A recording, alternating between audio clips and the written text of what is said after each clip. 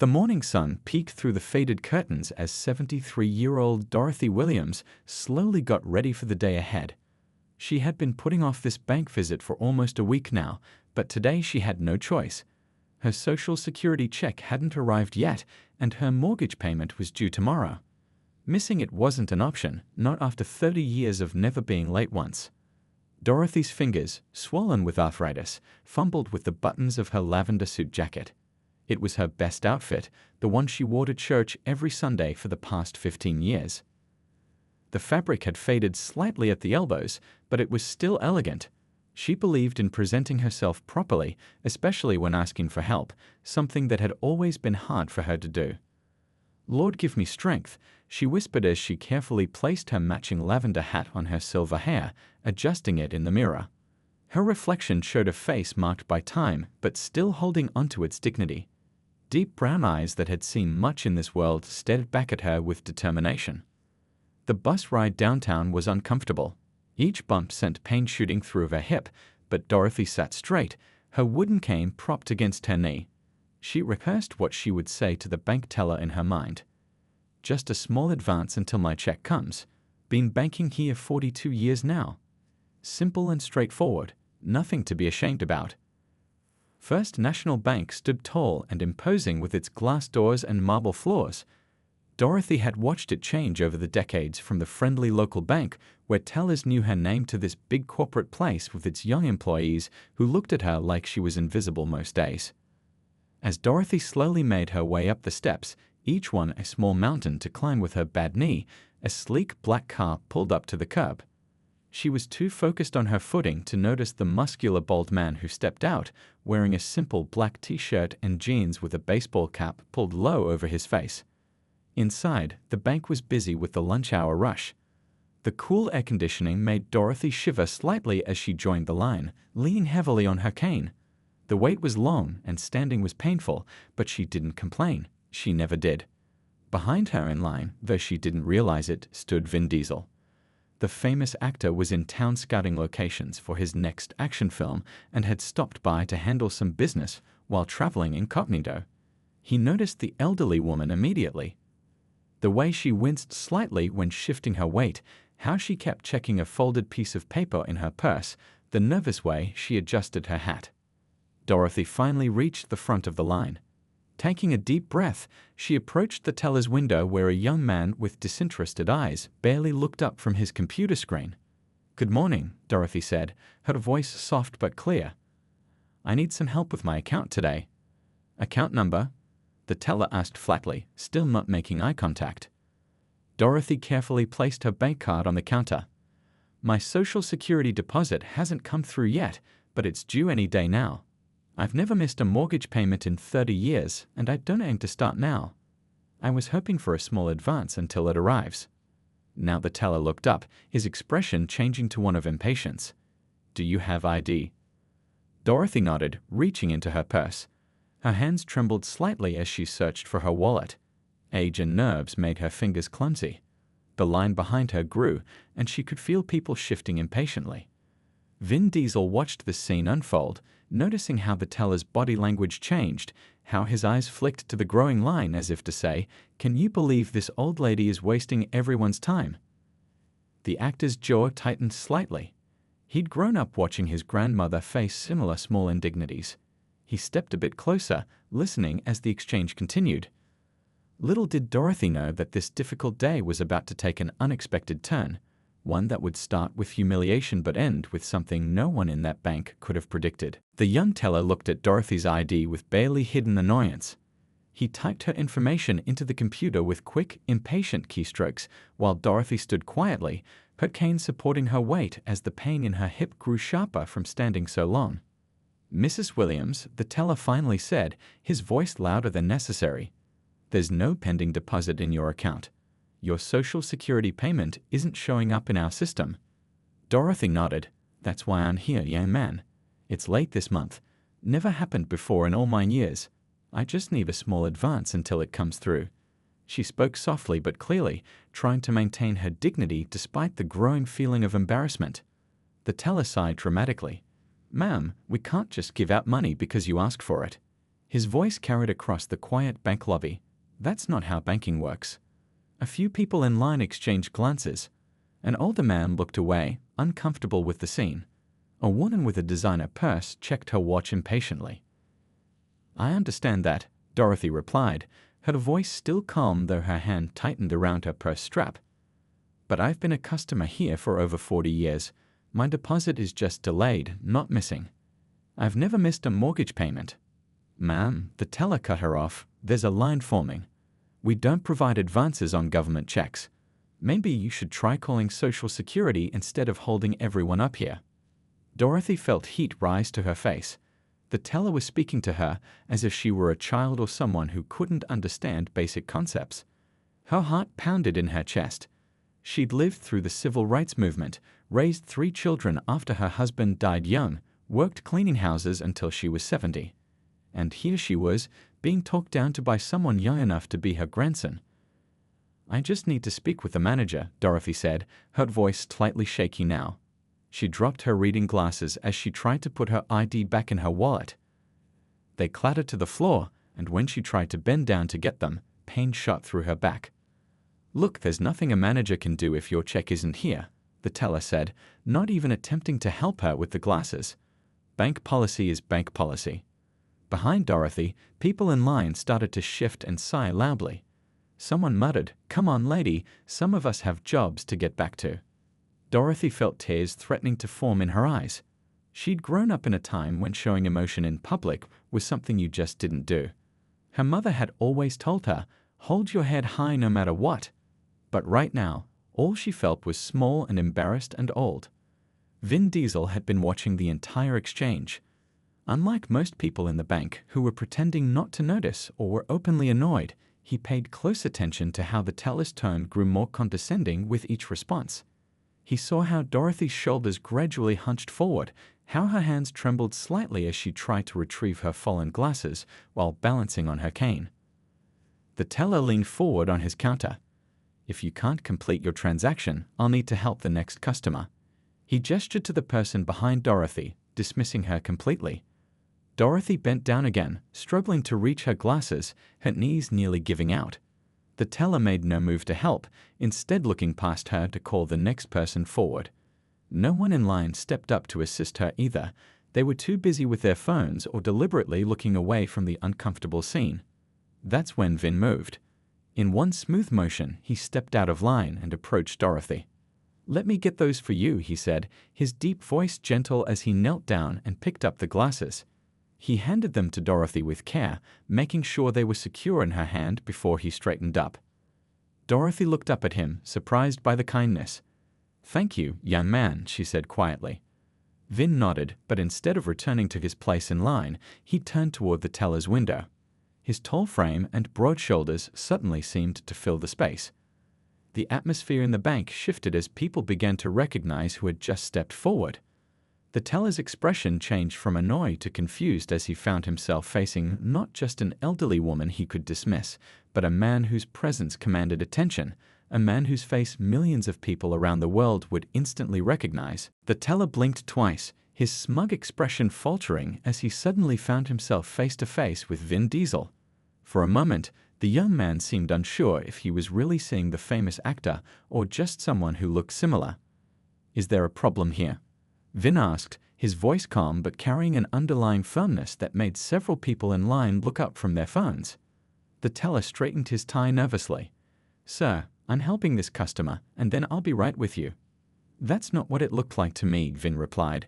He turned to Dorothy with genuine concern. "Ma'am, are you getting the help you need?" Dorothy was still clutching her glasses, surprised by the stranger's intervention. "I just need to speak to someone about my account. My Social Security check is late, and I've never missed a mortgage payment in 30 years. Vin nodded, understanding the situation immediately. He'd grown up watching his grandmother face similar struggles, proud women who didn't want handouts, just the respect they'd earned through decades of hard work. "I think we need to speak with a manager," Vin said, turning back to the teller. "Would you please call them over?" The teller hesitated, his eyes darting between Dorothy and the imposing figure beside her. Our managers are very busy, and unfortunately, there's nothing they can do about government checks that haven't arrived yet. People were starting to whisper now. A woman a few spots back in line nudged her husband and pointed. A security guard by the door straightened up, suddenly paying attention to the scene unfolding. "I didn't ask if they were busy," Vin said, his voice dropping lower. "I'd like to speak with a manager about how customers are being treated at this branch." The teller's face flushed. He picked up his phone and murmured something into it, keeping his eyes down. Dorothy looked up at her unexpected defender, still not recognizing him.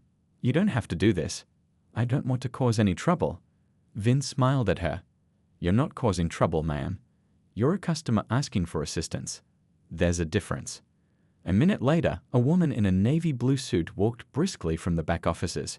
She had a tight ponytail and an even tighter smile that didn't reach her eyes. Her name tag read Assistant Branch Manager. "Is there an issue here?" she asked, glancing between the teller, Dorothy, and Vin, not yet registering who the tall man was. The teller leaned over the counter and spoke in a low voice, though not low enough. "This elderly woman seems confused about her account. She's demanding money when her deposit hasn't arrived." Dorothy's shoulders slumped slightly at the words elderly and confused, labels that diminished her lifetime of independence and sharp thinking. The assistant manager turned to Dorothy with a practiced, patronizing smile. "Ma'am, I understand you're upset, but we can't release funds that aren't in your account. Perhaps a family member could help you with your bills this month." A few stifled laughs came from the line behind them. Dorothy gripped her cane tighter, the humiliation now complete. Not only was she being treated like she was senile, but now they were suggesting she couldn't handle her own finances. "She's not confused," Vin said, his voice cutting through the tension. "And she's not asking for charity. She's asking for customer service." The assistant manager finally looked directly at Vin, her eyes widening slightly as recognition dawned. "Oh, Mr. Diesel," he supplied, not breaking eye contact. "And I've been watching how this lady has been treated since she walked up to this counter. I have to say, I'm not impressed with what I'm seeing." The atmosphere in the bank shifted instantly. Cell phones were raised discreetly as people tried to capture the moment. The security guard took a step closer, suddenly interested. "Let me be clear," Vin continued, placing a gentle hand on Dorothy's shoulder. "This woman deserves respect. She's not asking for special treatment. She's asking to speak with someone who might understand that loyal customers sometimes need flexibility." Dorothy stood a little straighter beside him, her dignity returning as someone finally spoke to her like a person with value. The assistant manager's face had transformed from dismissive to attentive. "Of course, Mr. Diesel. Why don't we discuss this in my office? I'm sure we can find a solution." As they were led toward the back offices, Dorothy leaned slightly toward Vin and whispered, "Are you somebody I should know?" Vin's genuine laugh echoed through the now silent bank lobby. The assistant manager's office was small but neat, with certificates hanging on the wall and a desk too tidy to suggest much actual work happened there.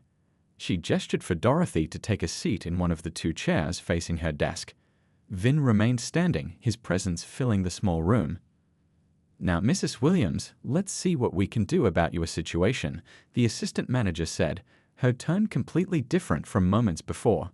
She typed quickly on her keyboard, the clicking sound filling the quiet room. "I see you've been banking with us since 1981. That's impressive loyalty." Dorothy sat with her purse on her lap, hands folded over her cane. "My husband opened that account when he started at the factory. After he passed, I kept it going. Never had a problem till today." The assistant manager nodded, still typing. "And you said your Social Security deposit is late? That's unusual." She was all helpfulness now, a complete transformation from her dismissive attitude in the lobby. Vin noticed the change immediately. He moved to stand slightly behind Dorothy's chair, a silent guardian. "Seems to me a customer of over 40 years deserves some consideration when there's clearly just a delay in her regular deposit." Dorothy looked at the clock on the wall. She'd already spent an hour at the bank between waiting in line and this humiliating ordeal. Her arthritis was flaring up, and she'd missed her new medication. But she kept her back straight and her voice steady. "All I need is enough to cover my mortgage payment. The check will come, it always does." The assistant manager glanced at Vin, then back at her screen. Well, there might be something we can do.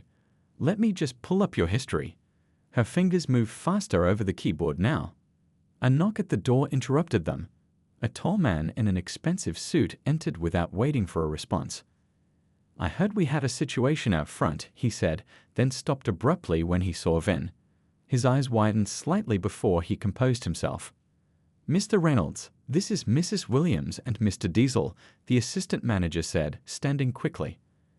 I was just looking into Mrs. Williams' account to see how we might help with her delayed Social Security deposit. The branch manager stepped forward, hand extended first to Dorothy. Mrs. Williams, I'm Thomas Reynolds, the branch manager. I'm very sorry to hear you've had difficulties today. His handshake was firm but gentle with her. Then he turned to Vin, visibly starstruck despite his professional demeanor. Mr. Diesel, it's an honor to have you in our branch. Vin shook his hand briefly. I'm more concerned about making sure Mrs. Williams gets the help she needs. The treatment she received out there wasn't acceptable. Mr. Reynolds nodded seriously. I completely agree.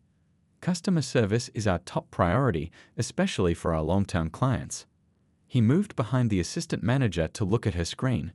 Lisa, let me see that account history. Dorothy watched them both, years of experience telling her that the sudden respect had nothing to do with her 4 decades of loyalty and everything to do with the famous man standing beside her. It left a bitter taste in her mouth, but she kept quiet. She needed that mortgage payment covered. Mr. Reynolds straightened up after reviewing her account. Mrs. Williams, I see you have a perfect history with us. Never a late payment, regular deposits for decades. This is exactly the kind of situation where we should be helping our valued customers. Vin crossed his arms, watching carefully. Sir, what can you do for her? The manager smiled broadly. We have a customer assistance program for exactly these situations. We can process an advance based on your consistent deposit history. It won't even count as a loan, just an accommodation for a valued client. Dorothy's eyebrows rose slightly. You've never mentioned this program before. An uncomfortable silence filled the room. The assistant manager suddenly became very interested in her keyboard. It's a discretionary program, Mr. Reynolds said finally. But your situation clearly qualifies. Vin's deep laugh contained no humor. Funny how discretion works, isn't it? Dorothy looked between them, understanding everything that wasn't being said. Then she straightened her lavender hat and spoke with quiet dignity. I would appreciate that assistance, Mr. Reynolds. My mortgage is due tomorrow. The manager nodded eagerly. We'll process it right away. And please, accept our sincerest apologies for any inconvenience today. As the manager typed away, Dorothy caught Vin's eye and gave him a small nod of thanks.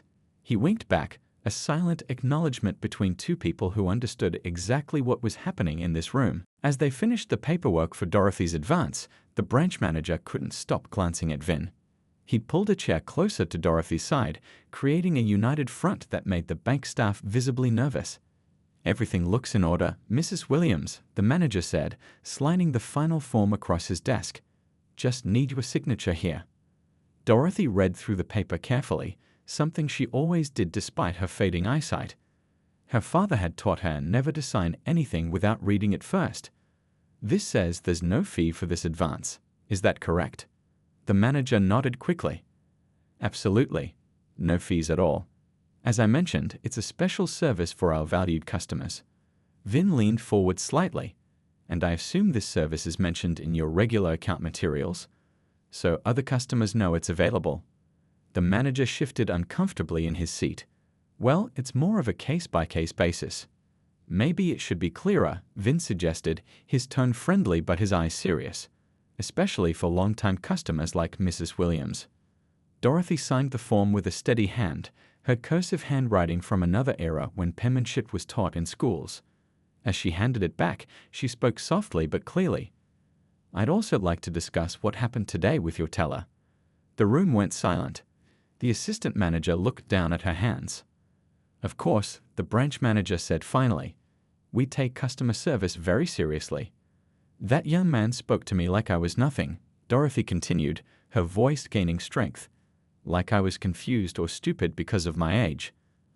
I raised 3 children by myself after my husband died, put them through college working 2 jobs, built my house from a rundown shack to a proper home.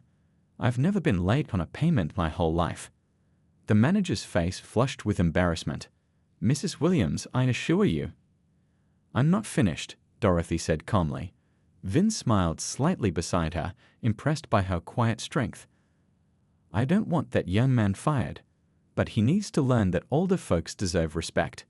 We're not all confused or helpless, and my time is just as valuable as anyone else's in that line." Vin nodded in agreement. "Seems like some training might be in order." The branch manager looked from Dorothy to Vin and back again. "You're absolutely right, Mrs. Williams. I'll personally speak with him and make sure this becomes a learning opportunity. We'll also review our customer service training for all staff." Dorothy nodded, satisfied. "That's all I ask."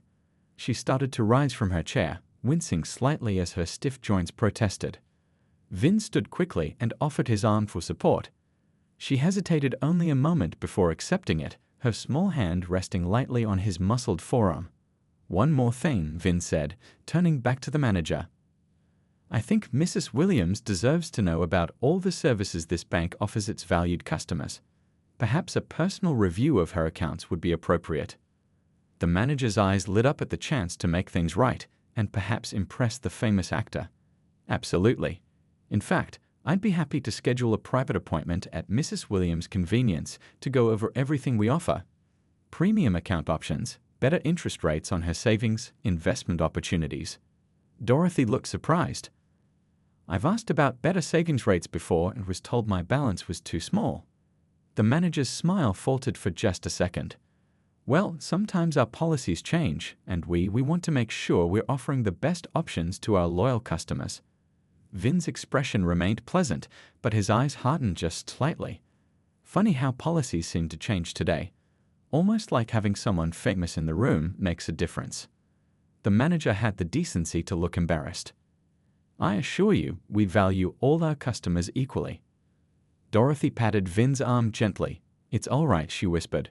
Then, to the manager, "I'd appreciate that account review. Tuesday afternoons work best for me." As they walked out of the office, the assistant manager hurried ahead to open the door. The bank lobby went quiet as people noticed them. The teller who had been rude earlier was nowhere to be seen. Dorothy held her head high as she walked through the lobby, no longer the humiliated woman from an hour ago. With each step, her dignity returned. Having Vin Diesel beside her certainly helped, but it was her own quiet strength that truly showed through now. Outside the bank, the afternoon sun felt warm on Dorothy's face. After the chill of the air-conditioned building, it was a welcome change. She took a deep breath, feeling like she could finally relax after the ordeal inside. "Thank you for your help in there," she said to Vin as they stood on the sidewalk. "I don't know what would have happened if you hadn't stepped in." Vin shook his head. "You would have been fine. You've got more strength than those people in there could understand." His deep voice was gentle now, the firmness he used with the bank staff replaced with genuine respect. Dorothy smiled slightly. "Maybe so, but it sure helps to have someone in your corner." She adjusted her lavender hat, which had become slightly crooked during their exit. "I still don't quite understand who you are that made them all so nervous." Vin chuckled. "I'm in movies. Action films mostly." "Movies?" Dorothy looked him up and down. "Well, that explains the muscles. My grandsons probably know who you are. They love those car racing pictures." "Fast and Furious?" Vin asked with a grin. "That's the one. They're always going on about those films." She shook her head. "I don't go to the movies much these days. Too loud, and the tickets cost more than a week's groceries used to." A small crowd had started to gather across the street as word spread that Vin Diesel was outside the bank. A few people were holding up phones, trying to take pictures without being too obvious. "How are you getting home, Mrs. Williams?" Vin asked, noticing she was leaning more heavily on her cane now. "Last stop is just down the block. I'll be fine." But the tiredness in her eyes told a different story. The stress of the confrontation had drained her energy. Vin looked at his watch. "My driver's just around the corner. Would you let me give you a ride home?" "It would be my pleasure." Dorothy hesitated. Her generation didn't accept favors easily, especially from strangers. But her hip was throbbing, and the thought of standing at the bus stop for who knows how long wasn't appealing. "If it's no trouble," she finally agreed. "No trouble at all." Vin pulled out his phone and sent a quick text. Within minutes, a sleek black SUV pulled up to the curb. The driver jumped out and opened the back door. Dorothy looked at the high step into the vehicle with concern. "May I?" Vin asked, offering his arm again. Dorothy nodded gratefully. With his support, she managed to climb in without too much difficulty. The leather seats were soft and comfortable, a far cry from the hard plastic of the bus benches she was used to.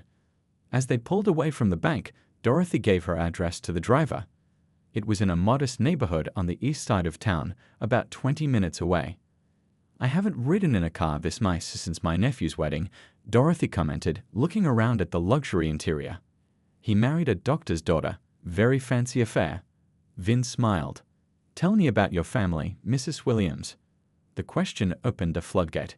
As they drove through town, Dorothy spoke about her 3 children, all successful in their own ways. Her oldest son was a teacher, her daughter a nurse, and her youngest boy worked in it, doing something with computers that she never quite understood. She had 7 grandchildren and 2 great-grandchildren, with another on the way. "They wanted me to move in with them after my Arthur passed," she explained. "But I've lived in my house for 53 years. All my memories are there." Her voice softened. "Besides, I like my independence." Vin nodded in understanding. "My grandmother was the same way. Wouldn't leave her apartment in New York, no matter how much we tried to convince her." Dorothy looked at him with new interest. Was she stubborn like me? "Even more so," Vin laughed, "and twice as fierce when she needed to be." As they talked, Dorothy began to see past the famous actor to the person underneath. He told her stories about growing up, about his multicultural background, about his own children. By the time they turned onto her street, they were chatting like old friends. The SUV pulled up in front of a small but well-kept house with flower boxes in the windows and a neatly trimmed lawn. Despite her modest income, pride of ownership showed in every detail. "This is me," Dorothy said, looking at her home with obvious love. "Would you like to come in for some iced tea? It's the least I can offer after everything you did today." Vin checked his watch and smiled. "I'd love some iced tea." Inside Dorothy's home, the walls told stories of a life well lived. Family photos covered nearly every surface, graduates in caps and gowns, children blowing out birthday candles, an old black and white wedding photo of a handsome young man in a suit standing proudly beside a beautiful Dorothy in her youth. "Your family looks wonderful," Vin said, looking at the photos while Dorothy busied herself in the kitchen. "Then my pride and joy," she called back.